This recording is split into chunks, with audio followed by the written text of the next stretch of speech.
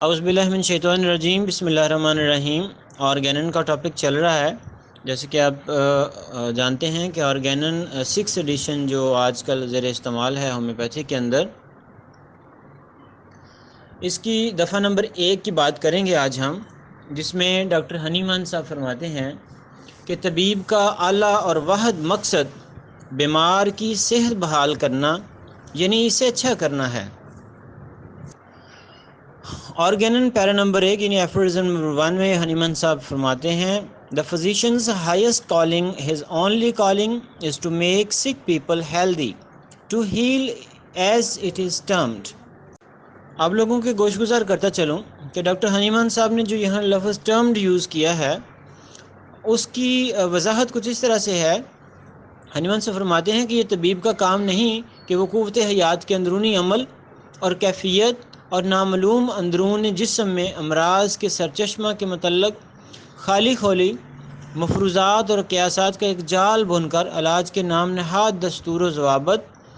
یعنی کہ سسٹم تیار کرے، اور اس کام میں بہت سے طبیبوں نے بڑی منگوں سے اپنی صلاحیتوں کو صرف کیا ہے اور اپنی قیمتی وقت ضائع کیا ہے۔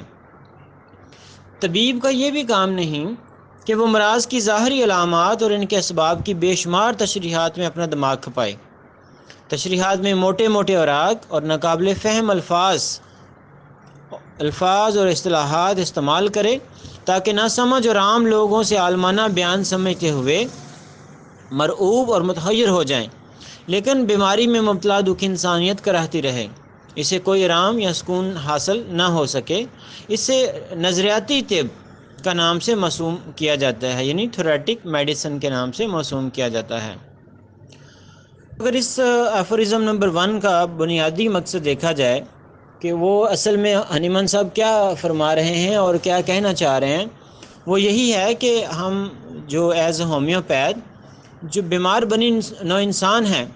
ان کی خدمت کے لیے اپنے آپ کو دل و جان سے وقف کر دیں۔ اب اس ساری ڈیٹیل کے اندر اگر یہ دیکھا جائے کہ تو ایفورزم نمبر 1 کا ایک ہی بات بیان کی جا رہی ہے کہ جو طبیب ہے اس کا سب سے اعلیٰ اور واحد مقصد ایک ہی ہے کہ وہ بیمار کی صحت کو بحال کرے اور اسے اچھا کرے۔ یعنی اس میں یہ صورتحال دیکھیں آپ کہ بیمار جو آدمی مریض ہے،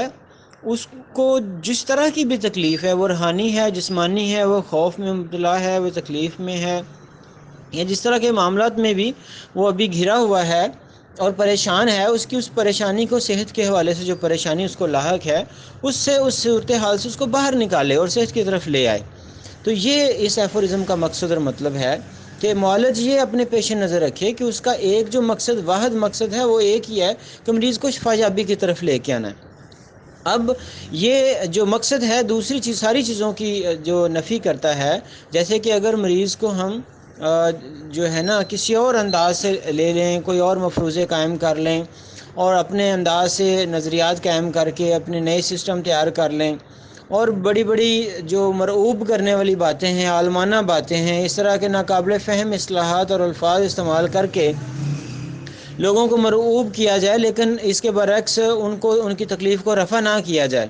تو یہ معالج کا کام نہیں ہے، بلکہ معالج کا جو کام ہے وہ یہی ہے کہ دکھ انسانیت جو ہے، بیمار انسانیت جو ہے، ان کو اس تکلیف سے باہر لے کے اور شفا یابی کی طرف لے کے جائے۔ اب اس ایفورزم جو پہلا ایفورزم ہے اس آرگینن آف میڈیسن کا، اس میں دیکھیں ایک معالج کی بنیادی جو کوالیفیکیشن ہے وہ یہ بیان کر دی گئی ہے کہ وہ مریضوں کا استحصال کر کے ان کی جیبوں پہ نظر نہ رکھے اور ان کو استحصال نہ کرے، بلکہ ان کو اس تکلیف سے دور لے کر آئے۔ جو اس کا جائز حق ہے، وہ جو اس کا پیسہ کمانا ہے وہ ٹھیک ہے، جائز ہے، اس میں کوئی قباحت نہیں ہے۔